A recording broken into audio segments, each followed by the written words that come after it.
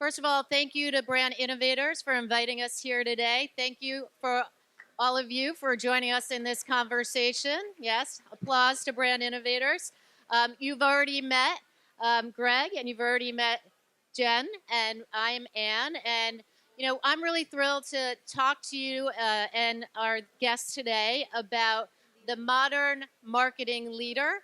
Together, we're going to explore the different challenges that the marketing leadership faces, the evolving ecosystem, everything from having to really focus on the immediate impact from all the way to the long-term brand equity and growing revenue and everything else in between. And then we're also going to talk about transformation and everything from the vision to the execution, and we'll take it from there. And we'll also talk about the fan that is not on us, but maybe out in there. So I'm really hoping that all of you are getting that fan. So we're going to get to it. Jenn, we're going to start with you. Prior to your role at PNC, you held roles at other major brands, including Capital One and PayPal, where you led different transformation. Those, I think you had said were in a podcast, were a great training ground for what you're facing now at PNC. But I think at PNC it's a little bit different, right? This is a 160-year-old company. It's rooted in history and you have legacy. So can you tell us some of the challenges that you faced with this particular transformation? Absolutely. We only have 24 minutes left, so I will be brief in the number of challenges that we faced. But unlike some of the other brands that I worked with in the past that had really well-established brands out in the marketplace, PNC was very much flying under the radar. So the story of trying to modernize a 160-year-old brand really starts with recognizing our starting place of regional roots, smaller budgets than the large national brands that we're competing with, and the real need to wrap a narrative, a compelling, distinct brand narrative around a brand that's otherwise just been nice and pleasant and very much under the radar. Yeah. And so there was a fundamental kind of who are we journey that we needed to unpack to start to discover that and decide how we want to bring that story to market. That's great. And Jenn, can you tell us, is there anything that you had to stop doing? Because you, I think, have become a challenger brand. So a challenger brand has to act differently in the transformation. So can you tell us a little bit about that? I think the first thing we had to stop doing was assuming that just being kind of a nice, pleasant bank was going to be sufficient in how we showed up in market, right? And we actually had to start telling a story that was specific to our brand. There's a lot of really great authenticity to being, a nice bank and kind of how we work and the quality of what we deliver, but that is deeply insufficient if you want to be a challenger brand. Yeah. You have to do something that is not only unique, but it's worth telling a story about. And so we had to really kind of stop the assuming what we are doing is going to tell the story for us, right, without that wrapper. And then we had to just stop being afraid. So I think that's one of our themes here of being a challenger brand, was embracing things that made us deeply uncomfortable about going out and talking about ourselves and how we do that.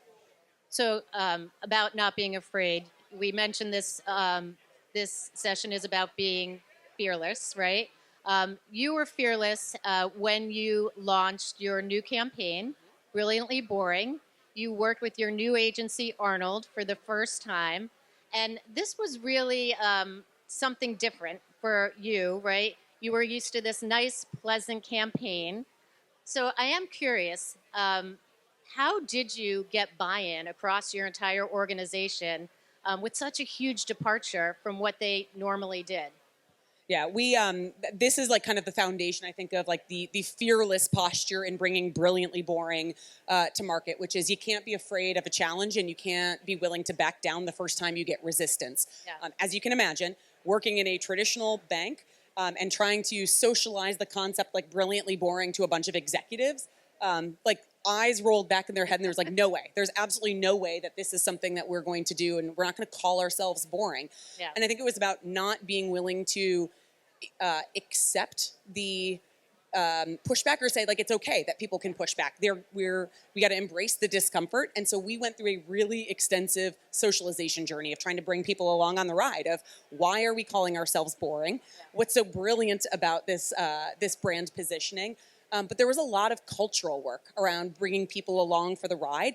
And what it's turned into, Anne, is something that's like been incredibly culturally powerful internally of serving as a rallying catalyst for the organization as much as it's been powerful for us going to market and being able to tell a very clear, compelling, distinct story. That's great. And you didn't do this alone. You had your agency there to support you. And the agency-client relationship is incredibly important, especially when you're doing something so different. So, Greg, can you tell us a little bit about how you supported Jenn in this, new vision? How you helped it, get buy-in across, not only your agency but also the PNC inside the organization. Leadership as well. Yeah. I think, well, the start point when you're trying to do something that's more bold and more different like that is to have you've got to have the right people on the client side who have a clear vision for themselves, that they're not only kind of want to do something more dramatic and change and transformative in marketing terms, but understand the organizational cultural change that Jenn described that's gonna have to come with that. So I think when Arnold and Havas Media, who are both, we're in the same building. We've got a good relationship together already on our side of the house. We knew that a lot of the journey that when you're trying to do work like this is that everybody has to lock arms together. And so that means kind of putting egos aside sometimes to say who's on point for what, how do we help and support each other.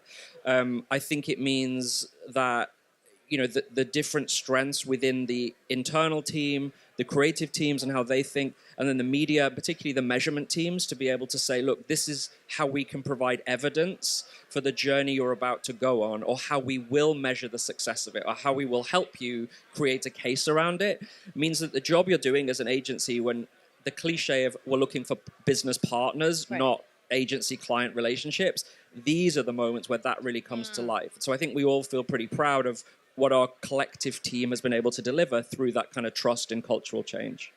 And I just add to that, I think it's a true example of like the best of everybody's skill sets and what we bring to the table, right? So I think on the business team really being ready to go on the journey of doing something different, an absolute powerhouse creative team that is able to provoke, different ideas. Like I couldn't in a million years have expected to be launching a brand under the banner of Brilliantly Boring, but you know that when that moment happens and you present a creative concept and you're like, that's it, like that's the one. And then media partners, like you said, Greg, of understanding that our job, we had an uphill battle of being able to measure and demonstrate the impact of what we're doing.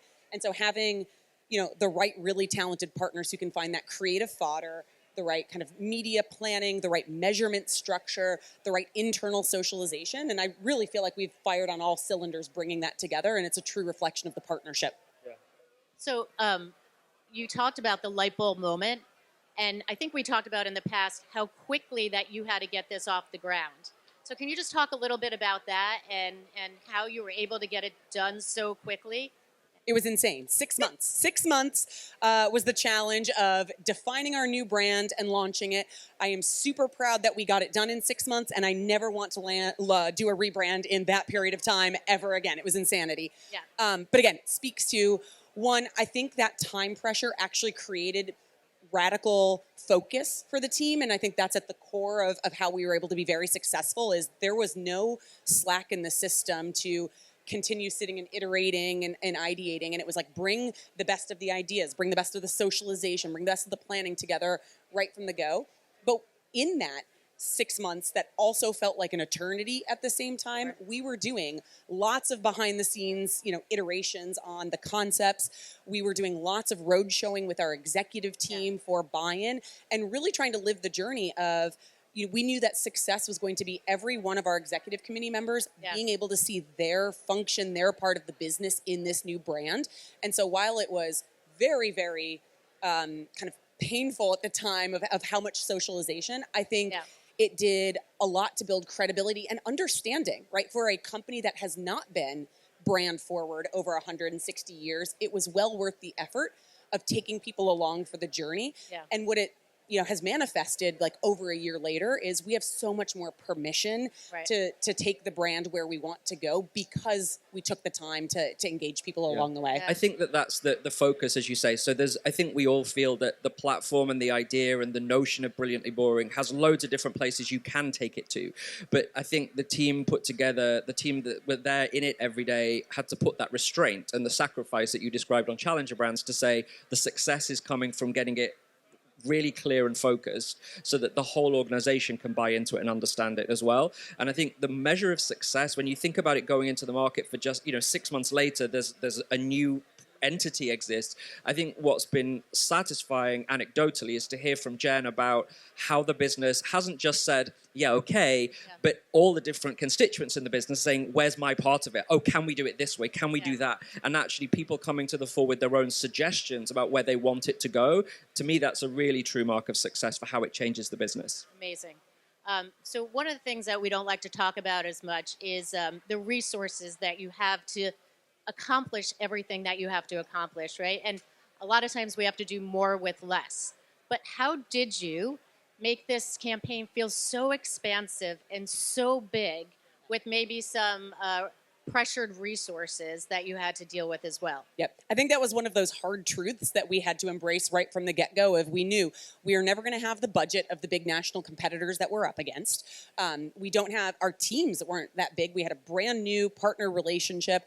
But all of that kind of added again to that notion of focus of everything needs to count for more. And so we love this phrase of we've got to punch above our weight. And that's kind of been the secret sauce of PNC's core go-to-market strategy, which is, we can do all the things the big banks can do. We can offer the service. We can offer the capabilities. You may not expect it from us. And so bringing that same mentality to the brand of whether they're content extensions, leveraging our existing sponsorships, whether they're these tentpole moments in our media plan based on these great moments where we can drive, additional buzz around what we're doing. We try to tie that in with, our local market branch expansion plan. Sure. So it's like everything has to count for more. And I think with that, there's no waste. There's no buffer slack in the system. And so it's just, taking scrappy and turning it into something really strategic. Yeah, I think it's particularly important as well to call out that, whilst there's lots of this campaign which is smart digital tactics and targeting, but the reality is you can get lost in the weeds of that sometimes. And so recognizing what's the visual impact we have to make with this campaign? How does the brand imagery itself come to life? How does it look in film? It's really important not to get lost in just because I can deliver X million of digital impressions, that's all I'm going to do. So really understanding the local nuances, understanding the role that video played for telling the story of the brand, but in new spaces, not just in traditional television spaces, in smarter ways that video can play a role. I think that's part of the kind of media planning role that has to be played when you're trying to make it feel bigger than you are. Yeah, it sounds like you really did punch above your weight. I think we've talked about that before. So while you may not have big budgets, there's probably big expectations to deliver, especially when it's something new and modern and different. So how do you prove out that this all works? Yeah, well, we had to go on the classic journey of actually educating everyone on how we measure success in the short term, long term. So everyone here is going to be deeply familiar with that. And so we're still working on our hockey stick moment for driving brand awareness. But we're really excited that we've been able to tell the story internally around. We have seen jumps in our social sentiment. We are, I think, 60% increase in positive social sentiment for folks who are exposed to the campaign. Our baseline was something around 18%, and we're upwards of almost 60, 70%. So folks are engaging with our content, really enjoying it. Yeah. Our positive brand perception attributes are up 10% across the board. So the little indicators that we have been looking for of, is the creative concept resonating? Is it distinct? Is it signaling the things that are important to PNC? And so we're really heartened by what we're seeing. And then I always go back to this metric that I call the t-shirt metric, which is when we first launched this brand, and we at the final meeting with our CEO, Bill Demchek, and we're like, Bill, this is it. We want to do Brilliantly Boring. And he's like, all right, what does that mean? What do we need? What does it mean to do Brilliantly Boring? And I was like, you have to be willing to stand on stage wearing a t-shirt that says Brilliantly Boring and rep the brand. And he did at our internal brand town hall launch. But we now have across our 60,000 employee base strong, tens of thousands of employees wearing their brilliantly boring t-shirts. And so there's this metric that I love, which is just that cultural one of it's resonating. It's giving people something to hold on to. And I love asking people, like, how many people now have someone who's a friend, a family, a client who's actually brought up the Brilliantly Boring campaign to you proactively? And anytime I ask it, like 90% of the hands go up in the room, and nobody could say that before. So on all dimensions, we're really firing on all cylinders right now when it comes to, is it working? Well, that's amazing. It's great when you have your employees, the people that work for your company, all buying in and rowing in the same direction and supporting that. So it's clear that Brilliantly Boring is a brilliant campaign. But we're talking today about being fearless, fast, and focused. What does it take for you as a CMO to be a fearless leader? The other word that comes to mind for me, like hand in hand with fearless, is persistence. I think you got to have like the focus of what you're trying to drive towards, and then persistence. We talked before about you can't back down when you face challenges, but in order to operate in this kind of crazy competitive environment, and even the notion of being a challenger brand that you brought up, Anne, like I don't think PNC historically would have identified as being a challenger brand until we started this new campaign and allowed ourselves to lean into that posture. And so I think it's got to be a willingness to lead from the front, not back down when there are challenges, embrace folks, and then harness data to your advantage. I imagine that resonates with a lot of folks we are a very data-driven organization, and so when you're able to show the metrics of what's working, sure. It can really help drive buy-in and move things forward. Well, I think, and I'd say this is common for like advice you would get. When I look at it from the agency side, what do I look at CMOs who want to affect change? What does fearlessness mean? It often means being comfortable, embracing the difference that the brand has. Yeah. And not being concerned about it, right? So if you are not the biggest, it's very easy as a bank to say, we can't do that because we are number 10 or number 3, whatever that looks like. It's easy to say, we can't make those things happen.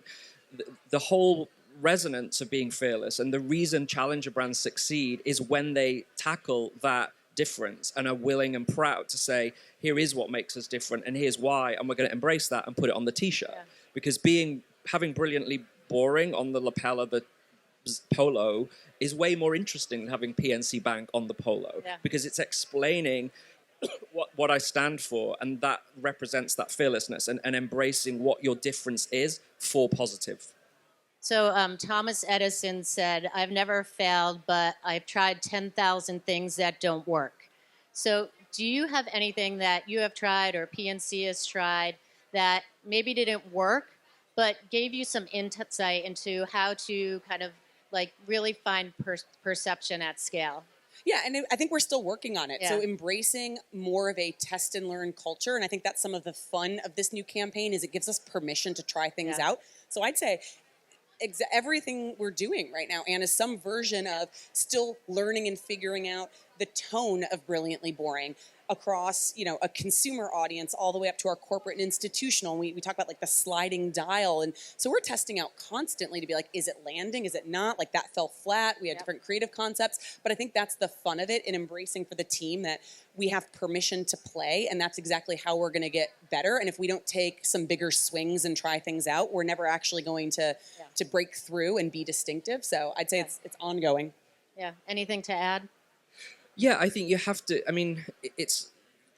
I don't necessarily believe in those issues of like 70-20-10 for innovation funds, because I think that sort of, it's kind of like saying, you people are creative, you people are not creative, right? Your whole budget should be working towards how you affect that change and momentum you're driving to. So I think as Jenn described it, I really agree with. It's iteration over time. It's you've now built the trust of the organization. The CEO is comfortable on the stage with it. Right. The agency partner who's driving creative, like the Arnold team, have built the trust to say we can express your brand in a smart way, and we built trust to say, look, we'll help how you show up. And so once you've built that trust, it's okay that you have things that work better than others, and you don't necessarily have to formalize a test and learn project in quite the same way. So I like that kind of iterative way of approaching it. Yeah. So you spoke about culture before. At NBC, we talk a lot about the speed of culture and cultural relevancy. We believe that that really creates an intersection to have connection and community with our audiences. We see a lot of success in delivering results in our live events.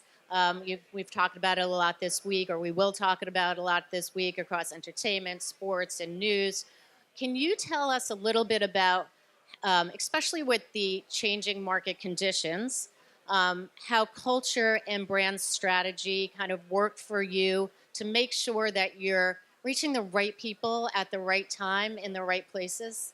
I think this was a big part, again, of our discovery process of kind of coming up with the Brilliantly Boring campaign. And at the core of it, there's kind of two truths. One, in the financial services category, there's kind of a lack of empathy across the board when you look at banking in general. And so there was a need state not being met. There's a lot of we called like forced humanity of like, oh, we're on your side. We do things for you. And doesn't necessarily feel super authentic. And the second big part is knowing that historically, banks have been a bastion of stability. That is why they were on, the main street of every town. And you don't have to rewind that far in history for that trust to have been eroded in the industry. Over the last 2 years, you rewind, 15 years ago. So the desire and the need for stability and trustworthiness. And so when we put those together, that's kind of the intersection of the cultural truths that feel deeply relevant today, but also consistently relevant and a place that we need to demonstrate that we are leaning into for customers, clients, business partners alike. Great. And then, yes, Gary. Well, I think so I think there's the cultural piece, and then kind of part of your question was like, how do you choose where to show up and how then and put yourself in the middle of that? And I think what we'll often say to the planning teams is, and the tools that they use, is that they should be focusing on the connection, the content, and the context. Yes. And those three things together allow you to figure out, okay, it's not just can I splatter an ad everywhere. It's what exactly is that cultural content that's resonating of this ad? What's the story we're trying to tell through this piece of advertising or piece of content? Because it may be about showing up smartly in a live event, maybe showing up smartly just at the side of a local baseball game. Like it goes right through there. And then contextually, I think that's become increasingly important to say where, what do we want to attach ourselves to? Because there's the subliminal and overt messaging around how do we want to contextually place this new message for this category. And I think when we work at that in financial services, we work at it in pharmaceuticals, and there is just a very different dimension to have to think through. Particularly in good times and bad in financial as well. So I think having the mindfulness that it's not just put it out there, but the context and the content pieces that help you drive the cultural resonance, I think is really important. That's great. So with so much success from this campaign, how do you start thinking about what's next? I think that's what's exciting, is that we have a team that is incredibly energized. It's coming to places like this and finding the source of inspiration of where are other brands who have been on this kind of journey and envisioning what's 2-3 years out for us.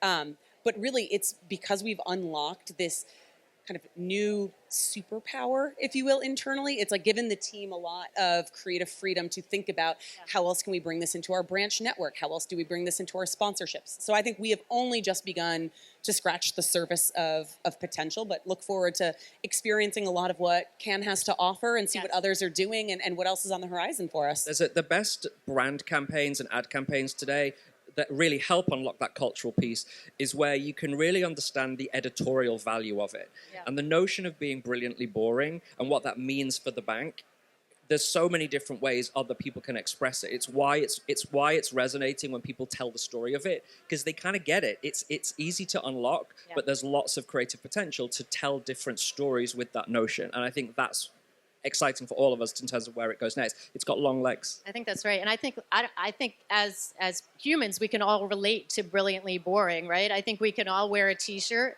that says brilliantly boring, not only to advertise your brand, but also to advertise ourselves. You had mentioned this just a few minutes ago or 30 seconds ago. You're excited about Cannes and what's happening here. Is there anything that's on your radar that you're looking forward to that you want to share with us? I think there's a lot of programming, a lot of eyes on what's coming with the World Cup, a lot of sports. We have a lot of big sports sponsorships. Yes. And so very excited to check out all the different programming of how folks are activating, how folks are planning for like these big tentpole moments like World Cup and finding their niche in very kind of crowded spaces. So I'm looking forward to participating in a bunch of those. Fantastic. How about you, Greg? From the industry point of view, I just think there's such an incredible amount happening right now, for good and bad, right? It's a very, very intense moment for the industry in terms of the tech, the creative, the holding companies and agencies and all of that. So I think this week's going to be, I feel like we're all in like a let's absorb mode for a minute to see how we all play this out. That's right. And I think we'll all be used to the weather any minute now, right? We'll be ready for it. Not melting. All right. Well, listen, I want to thank everybody for joining us. I want to thank Jenn and Greg for giving us advice, for inspiring us, for showing how important it is to be fast, focused, and fearless. And I am going to continue the momentum, and we'll pass the mic over to Mark Myers from iSpot. Thanks, Anne. Thank you.